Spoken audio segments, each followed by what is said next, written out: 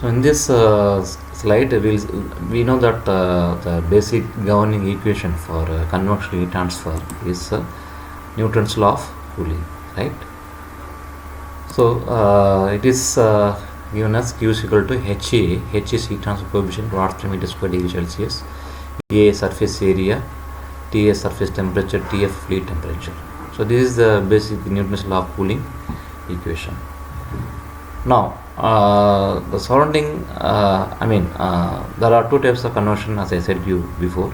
So we already discussed in lesson number 1, but again I want to repeat you so that you will get a clear picture of this difference, between free and forced convection. So on seeing this diagram, we can easily understand that the free convection, it takes more time to lose the heat from the hot plate to the surroundings. You say the hot plate temperature is say 150 degree Celsius and the surrounding temperature is say 30 degree Celsius. Since there is no enforcement or there is no any impact of high velocity air, so this hot plate will lose the heat very slowly. It will take more time. It will take more time to reach the temperature of the surroundings. So since the heat transfer is taken by itself, by the system itself, and itself, so only it is called as free or natural convection. The system which is losing heat freely or naturally by itself. So that type of heat transfer is called as convection. Free or natural convection. In second case, the name itself suggests that it's something forced, means we are forcing some cooling fluid, or that is atmospheric cooling fluid over the hot plate.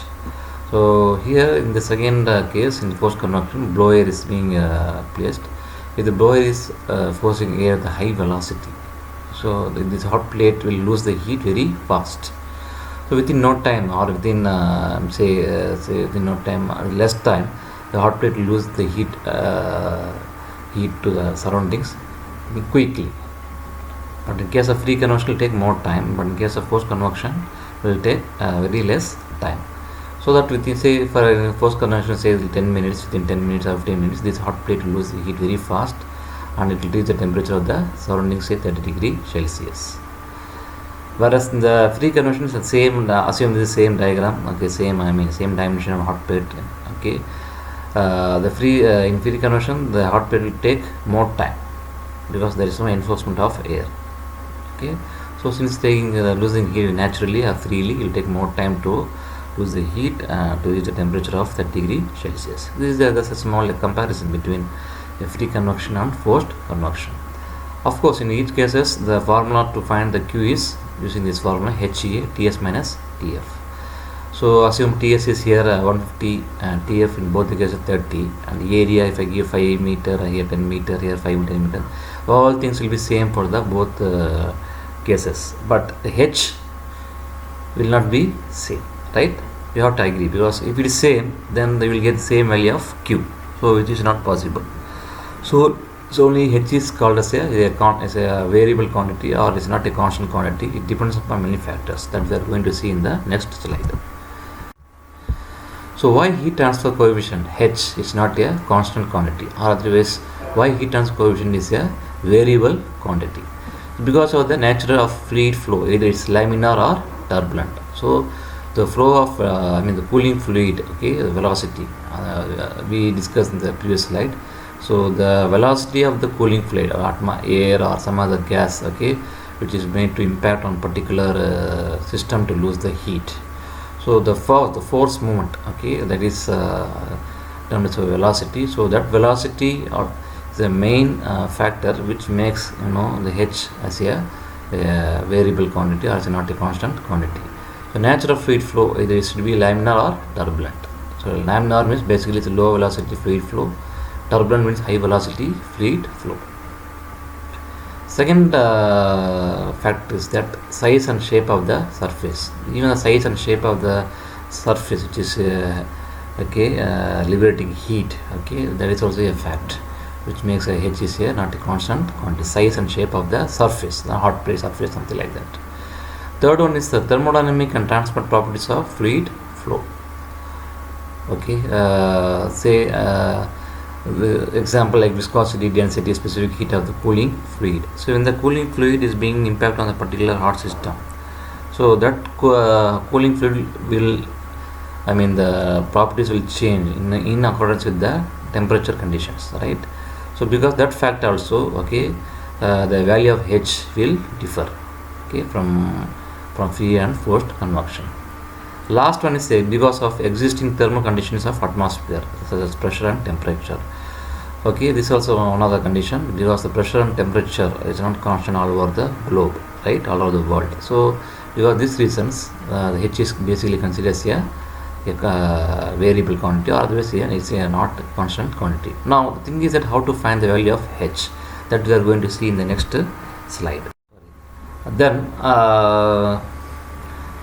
once you found that one, then you can find the heat transfer coefficient. Okay, suppose if you have found, say, turbulent flow, some, if you are getting, say, some Nusselt number value, say 200 for example, okay, if you are getting 200 means, then you substitute that value here, then multiply in thermal conductivity, K is the thermal conductivity of the fluid, divided by diameter of the cylinder. So once you do this one, you can find the value of H. Okay, so once you find the value of H, then you can use this conversion transfer equation, H, substitute here, then area of the cylinder is pi dl. Okay, so pi dl, and temperature of the wall, and temperature of the tube, and temperature of the fluid. Okay, then you can find the value of Q. So this is the step to find the value of Q and value of the H. Okay, by these steps for a simple case in forced convection inside a cylinder. Next slide, we see one problem. Okay, this is the version number 8, first problem. So convection heat transfer occurs with two different mediums. A copper wire is 1.5 millimeter and diameter is 1.5 millimeter in diameter and 150 millimeter long. Is dipped in water and atmospheric pressure. Eventually, the electric current is passed through the copper wire and is increased to the water boils at 100 Celsius. So two temperatures are given here. So using these formulas, you can easily find out. And in this problem, heat transfer coefficient is given directly. So you need not to find Reynolds number, Nusselt number, something like that. But you have to convert this kilowatts to watts. So convert this diameter diameter in millimeter to meter, and then length. Okay, length of the wire also in a meter, and two temperatures given and H is given. So using this formula, okay, you can find very easily the amount of heat transfer by convection. So something like this, a container is there, so the water is there, and a wire, something like this. Okay, a wire is there. So when the wire has been kept temperature 120 degrees Celsius, okay, and water reaches 100 degrees Celsius, what is the conversion heat transfer? That is the question. So using conversion heat transfer, you can easily find out the answer. So we'll go to the next problem. Version number 8, same version number 8, second problem. So it is very interesting one. Whatever we discussed so far to find the value of H, we are going to incorporate those formulas to solve this problem.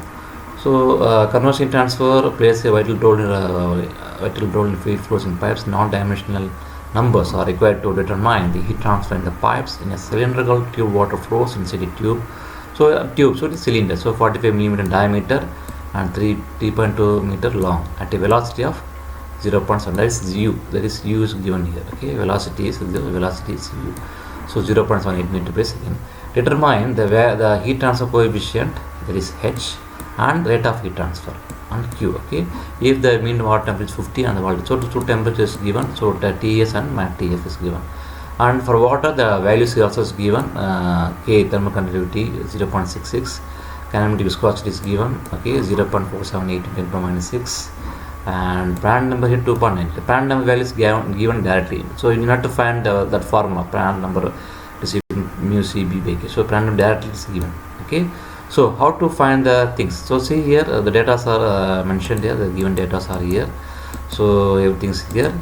Then first step, we have to find the Reynolds number. Find the Reynolds number. So UD by kinematic, the second formula I use, because here kinematic viscosity is given here. Kinematic viscosity. So U is the velocity, D is the diameter, it is converted to meter, and divided by kinematic viscosity. So we'll get the value of 73,430, which is greater than 4,000, right? So it is a what type of flow? It's a turbulent flow. So it's a turbulent flow. It's a turbulent flow.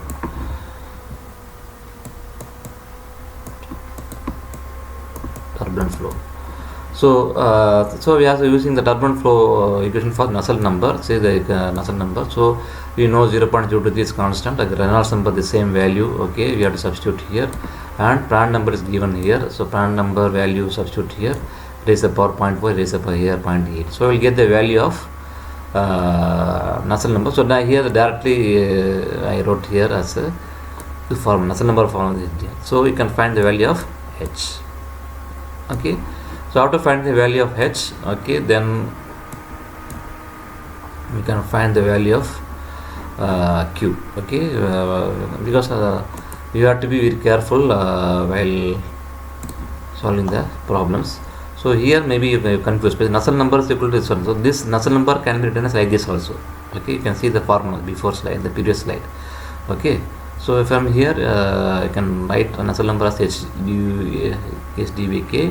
Then I can find the value of H. Once you find the value of H, substituting the Newton's law of cooling formula, H we know 4076, A pi dl, pi d diameter is given, L is given, then the temperature difference is given 70 minus 50, and find the value of Q. So this is a simple case. Okay, when you please traveling in the cylinder, how to find the value of Q. Please draw diagram. Diagrams must. Diagram carries some marks. Same worksheet number 8, problem number 3, same idea. Only thing is that here there are actually it's a case for surface condenser. Just I read out the question. So in a chemical reactor plant, a surface condenser consists of 200 thin walled circular tubes. So in it's a condenser. So a condenser, of course, there will be some tubes, right? So 200 wall tubes are there. Each tube size is 2.5 millimeter in diameter and length is 5 meter long. Arranged in parallel through which water flows. If the mass flow rate of here, mass flow rate is given. See, mass flow rate. So I think you know that one. Okay, mass flow means we have to use the third formula, 4m dot by pi d mu. Okay, and inlet temperature is given, and outlet temperature is given. Evaluate the heat transfer coefficient H and heat transfer rate. And the data are given on the fluid. Density is given, dynamic viscosity, thermal conductivity, and specific heat is given. So first of all, write down the given data. Okay, since Prandtl number is not given, you find the Prandtl number value. So Prandtl number it is a formula mu Cp by K. Mu is given here. Yes, mu is given. So substitute this mu Cp here. Mu Cp is also given, but be careful with the kilo. Kilo you have to convert to joules. So 10 power 3, and K is thermal conductivity. Substitute this thermal conductivity here. Then we get the value of Prandtl number. Okay, then only difference from this problem is that kind of considering the previous problem, just you divide the mass flow rate by 200. That's it. The mass flow rate is given, right? The mass flow rate is given here. The mass flow rate is given as 160. For number of tubes, you have to find the heat transfer rate for one tube. So you are dividing this 200. Okay, dividing by mass flow rate value. So 160 divided by 200 will get 0.8. That's it. This is very important. Don't forget this one. Okay. So for one tube, you are finding the mass flow rate. So the number of for the whole tube, the mass flow is given 160. For one tube, you are finding. So divided by 200, we get one for one tube 0.8. From this one, you can find the the formula. The value of Reynolds number. The Reynolds number formula in case of mass flow is, you can use this one. So don't worry about these things. Okay, so it's for understanding. So use this formula. So 4m dot is there. So m dot now I have to 0.8 here. Don't 160. So 0.8. So 4 into 0.8 here. Then pi d diameter is given. Diameter so in meter, and dynamic viscosity kilogram by meter second. So you can find the value of Reynolds number. You can find the value of Reynolds number here. Okay, so after that, the same thing. Now this again, it is greater than 4000, right? It is greater than 4000. It is a turbulent flow. It is a turbulent. So same formula what we used in the previous problem, and use this one, substitute the Reynolds number value here, okay, then Prandtl number value, okay, which we found before, then find the Nusselt number, then using this Nusselt number heat transfer coefficient formula, find the Nusselt number, oh sorry, Nusselt number you found, and you have to write the formula for Nusselt number and heat transfer coefficient which we discussed before, then find the value of H, okay, and find the value of H now. So H's value is this one. So now Q is not mentioned this, so you can find the value of Q. So Q, what is the formula for Q? HA, okay, HA TS minus TF. Here now you know the value of H, substitute here. A you know pi dl, right? A you know pi dl, because pi you know the constant for 3.1427. D is this given the problem. Length of the tube also is given. TS is also given. TS is how much here? 29. Okay, this is 21. So you can find the value of Q. So you will get in watts. Okay, that's it. The next class we will see the continuation of the convection problem. We will try to solve this. What we solved so far is for the forced convection. We will solve for the free convection. For free convection, again the H, finding the H H parameter is different. That we will see in next class. Thank you.